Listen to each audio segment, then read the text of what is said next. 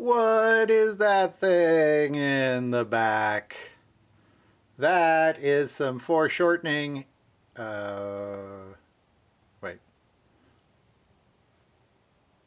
Is it foreshortening? Foreshadowing. Oh, it's foreshortening also. Well, I screwed that up. It is foreshortening of foreshadowing of a video to come. Never let it be said that you don't learn something wrong on Mr. LE Diecast.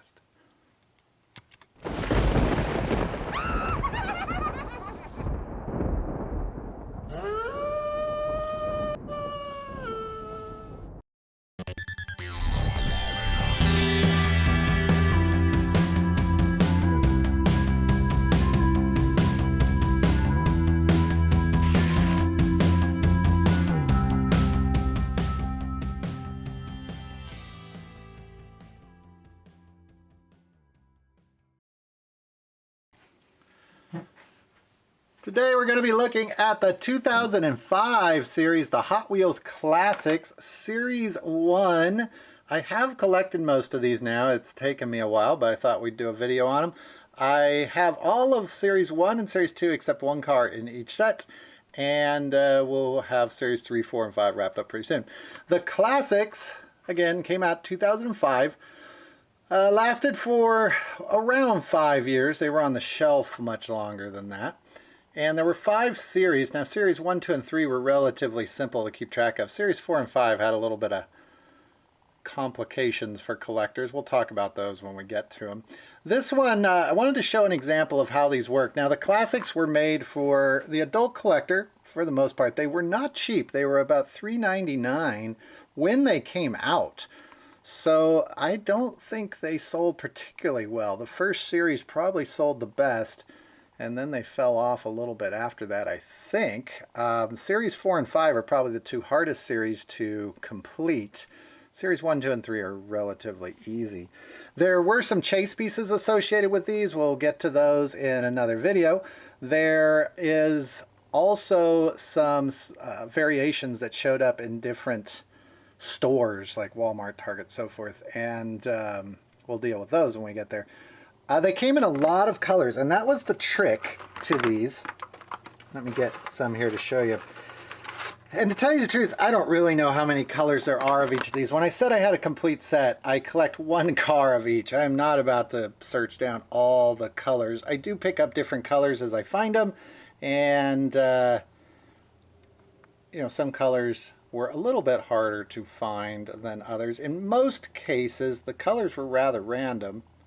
Also, the colors can be rather hard to tell apart. You can see those two there. Those are 2 different colors, but different. The colors were based off the old Spectraflame colors that the original Hot Wheels came out in, although I think in the later series they got away from that a little bit. An old-timer collector can get me up to date on that. I've not found any information on it. But again, you can see that these 2 are really close in color, but are 2 separate colors. So if you like variations, these were a great thing to collect. So let's take a look at the series here. I'll be right back.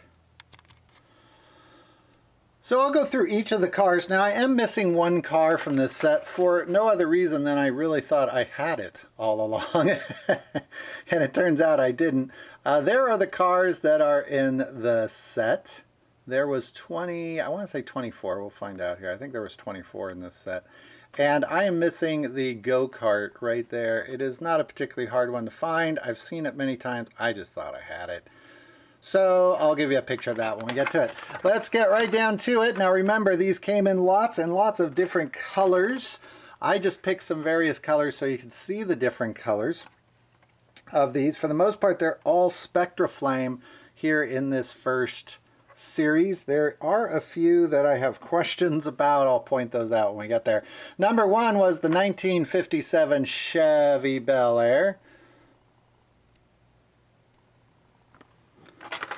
Number 2 was the 65 Pontiac GTO. All the backs on these were the same. You can pause that if you want to read it. By the way, these all had die-cast bottoms and tops, bodies and bases. There is the 1970 Dodge Dart. That's one of my favorites from this first series. That's number 3. They limited the amount of tampos on these to show off the paint, but they do have some, like this one. That is the 1956 Ford F100. Almost all the cars in the series were realistic cars. Not all of them, and as the series kept going, they got a little away from that and started featured more some of the fantasy cars from the original Hot Wheels series.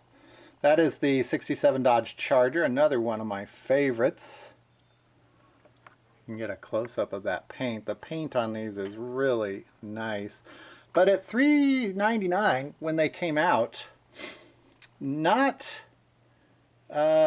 expensive. I mean, I don't know what that is in today's dollars, but that's expensive for back then. Number 6 is the 32 Ford. Can't get that one to sit straight. 32 Ford. These all have plastic tires with the red lines, well, that one doesn't have red lines. They have red line tires, they have some Goodyear tires, white walled tires, but for the most part the tires have some sort of detail on them, but they are plastic tires. Now there were some chase pieces with some rubber tires. Number 7, this is one of them I wanted to point out. Now this is one of the color variations here on the 68 Cougar, but that one does not look like the same paint as the others. That does not look like Spectra Flame paint on that. It says special paint, but maybe it's just too thick. I don't know. But that one I chose for that. There were some other colors that have the Spectra Flame paint on that.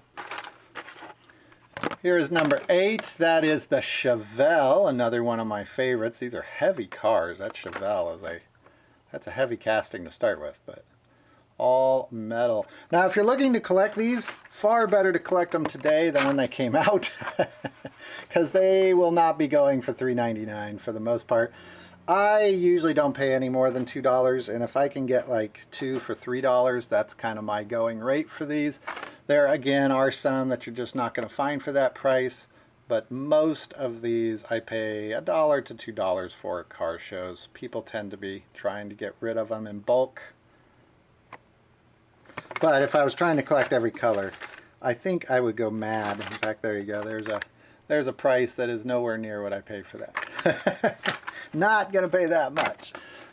Here's a neat one. Now, they did have some that had this kind of silver paint on them. I think we'll see another one here pretty soon. That's the 1940s Ford Woody. By the way, that last one was the 70 Plymouth Roadrunner. Next up, number 12 is the 63 Corvette. The cards on all of them were all the same too. They, as far as I know, did not change colors of the car on the card like they did with the Cool Classics that came out a little while ago. Should point out that this was one of Hot Wheels', well, I don't know about first attempt. The Real Rider cars had already been coming out. But this was one of their first real attempts at appealing to an adult collector. And around 2005, it was a big deal. You remember 2004 was when they came out with a lot of new models. So Mattel was really doing a lot of different things right around then. That's the 63 T-Bird, if I didn't mention it, in a very pretty blue. You can see the white walls on that one. Here's 67 Camaro, that's number 14.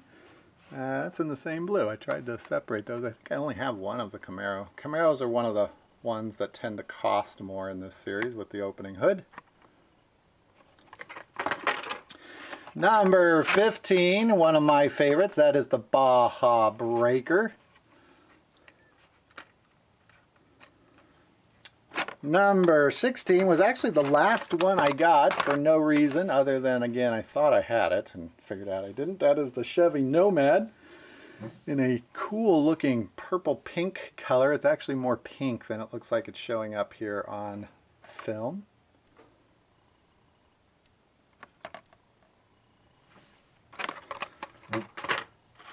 Number 17, we have a Stingray. Start over. We have a Corvette Stingray.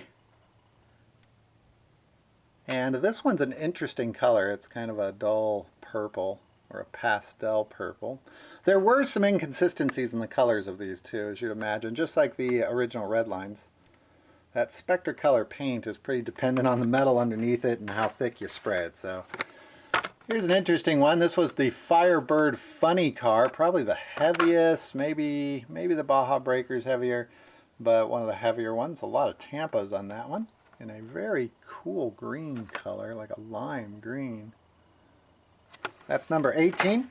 Number 19 is the Mustang, if I can get its hood down. There we go. That's another one that isn't hard to find. I don't think any of these came out in limited production, and it seems like collectors have inherited an abundance of these.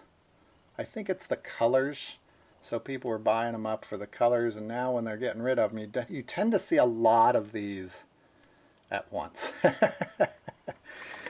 Number 20 is the Purple Passion, a favorite car. This one in one of those silver colors. Not a lot of them came out in the silver color, I don't think, but it doesn't make it particularly rare. Just an interesting one. You can see it.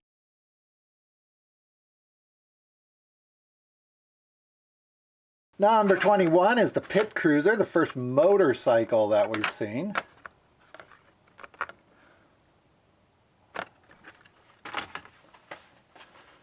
Number 22 is the Go-Kart. Like I mentioned, I don't have a sample here to show you, but I should be able to find a picture of it that's on the screen now. Not a particularly hard one to find. It doesn't tend to cost anymore. I just thought I already had it, and I screwed up. So the Go-Kart is number 22. Number 23 is the Scorchin' Scooter, another motorcycle in this series. This one in kind of a, what do they call it, a root beer? I think that's the root beer color. Number 24 of 25, in case you didn't notice, I think I said there was 24. There's 25 of them. That is the T-Bucket.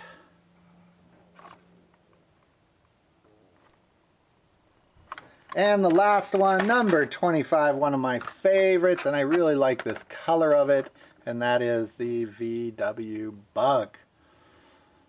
So like I mentioned, I do have most of Series 2. We're going to take a look at that here in another episode, a little down the road. And I'll finish up collecting, I think Series 3, I'm about 3 cars away. At Series 4 and 5, I have a few to collect, but they have some different circumstances, so we'll talk about those when we get there. So I hope you enjoyed this little walk through the past. The classics were a good series, came out in 2005. Didn't last long, about 5 years. I think they kind of got phased out for the way that Mattel is doing things now, where they change those adult collectible series every year or so. But a nifty series for those that like to collect variations, or you want the all-metal cars just like the old ones were.